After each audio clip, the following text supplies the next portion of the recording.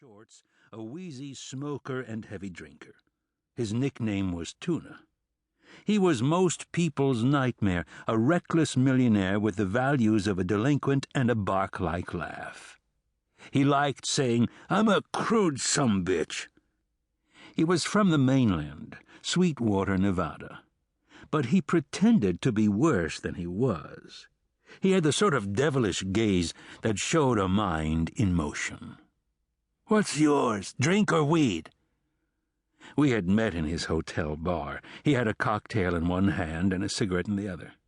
"I got some killer buds," he said. "Beer for me." We talked idly about his tattoos, a forthcoming eclipse of the sun, the price of gas, and the source of the weed he was smoking before he got down to business. And he asked suddenly, "Any hotel experience?"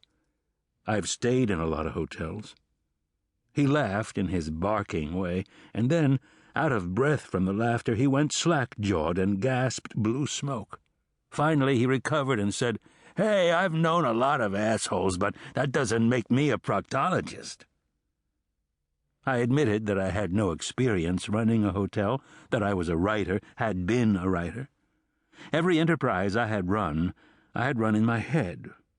I hated telling him that. I mentioned some of my books because he asked, but nothing registered. That pleased me. I did not want to have a past. "You're probably great at thinking up names," he said, "being as you're a writer." "That's part of the job." "Part of the hotel business, too, naming your restaurants, your lounges, your function rooms, naming the bar." His mention of the bar made me look up and see that we were sitting in Momi's Paradise Lounge. Buddy drank, held the booze in his mouth, frowned, then swallowed and said, "The manager here is a complete bozo. Dangerous, too." "In what way dangerous?" "Has an argument with a guest, right? The guest storms out. When he comes back, he finds that the manager has bricked up his doorway, sealed the whole room off. What he was saying was, it's the guest's room, but it's our doorway." I tried to imagine a guest opening the door and seeing fresh bricks where there should have been an opening. "Another guest, a real pain, granted. This manager put some goldfish in his toilet so he couldn't use it, but the guest flushed it, and so the manager filled the whole bathroom with industrial foam." Buddy sipped his drink, looking thoughtful. "Someone asked him, 'What's your problem?' The manager says, 'Masturbation takes points off your IQ each time.' Hey, I could have been a genius." At that moment, Buddy's mobile phone rang. He answered it and handed me his business card and whispered for me to visit him the next day at his house on the North Shore. Then he exploded into the phone.